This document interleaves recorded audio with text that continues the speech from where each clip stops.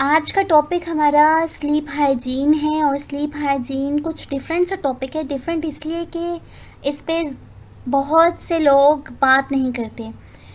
हालांकि ये एक इम्पॉर्टेंट टॉपिक है। हमारी जो नींद के तमाम मसाइल हैं वो इसीलिए हो रहे होते हैं कि हमारी स्लीप हाइजीन नहीं होती। तो स्लीप हाइजीन है क्या चीज़, उसको समझ लेते हैं। सबसे पहले तो कुछ ऐसे रोज़ाना की बुनियाद पे एक आम इंसान बिहेवियरल हैबिट्स कर रहा होता है जिसकी ऊपर बेस कर रही होती है हमारी स्लीप हाइजीन। फॉर एग्ज़ाम्पल, वो कैसे खा पी रहा है, क्या खा पी रहा है, किस टाइम खा रहा है, ये सारी हैबिट्स जो हैं वो हमें हमारी स्लीप हाइजीन के अंदर बहुत रोल प्ले करती हैं और उसके एज अ रिज़ल्ट हमारी जो नींद है वो बेहतर हो जाती है।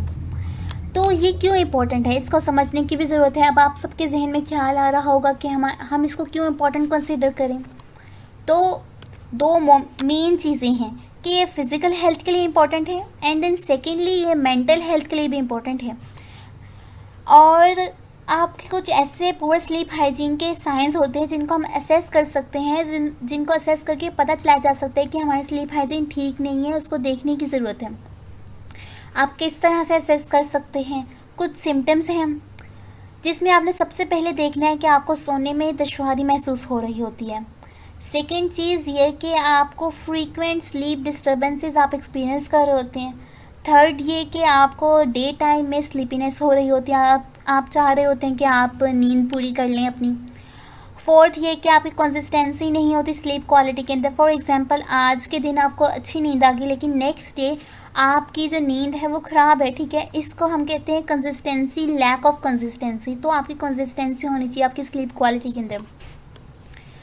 अब स्लीप हाइजीन जिनकी पुअर हो वो क्या करें, उनके लिए कुछ तरीके बताए जाते हैं जो कि हम रेकमेंड करते हैं, जिनको वो फॉलो कर सकते हैं और अपनी प्रॉब्लम्स को कम कर सकते हैं। सबसे पहले तो ये कि अपने जो स्लीप स्केजुअल है वो अपडेट रखें, उसको बनाएं और उसमें कंसिस्टेंसी रखें। कंसिस्टेंसी लाने के लिए क्या किया जा सकता है, अगर आपने उसके लिए हमने क्या करना है कि अपना बेड टाइम सेट करना है। फॉर एग्ज़ाम्पल, बेड टाइम आपने सेट किया 10 बजे का, तो आपने रोज़ाना की बुनियाद पे पूरे हफ्ते ये प्रैक्टिस करें कि आप रोज़ाना की बुनियाद पे 10 बजे ही सोने लेटें। तो इसको हम कह सकेंगे कंसिस्टेंसी बिल्ड होने की तरफ जा रही है।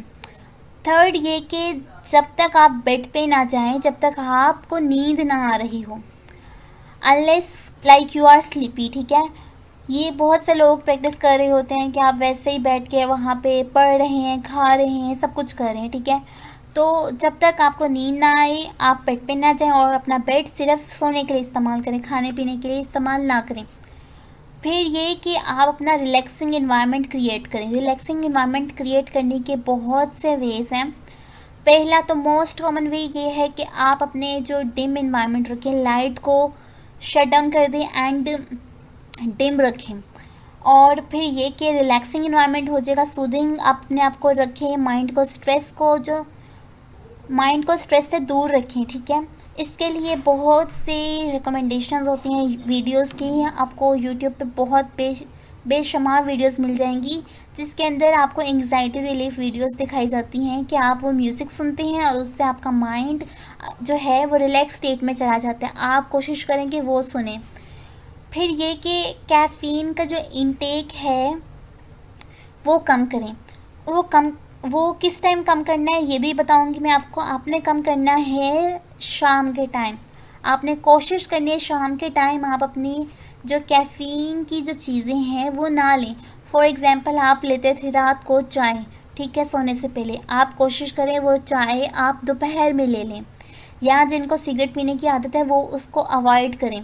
तो इस सब तरीक़ों से आपको जो है आपको मदद मिलेगी, आपकी स्लीप हाइजीन बेटर हो सकेगी। एंड लास्ट में आपसे यही कहना चाहूँगी कि अगर आपको ये वीडियो पसंद आई है तो ज़रूर लाइक कीजिए एंड अगर चैनल को सब्सक्राइब नहीं किया तो सब्सक्राइब कीजिएगा। Thank you so much.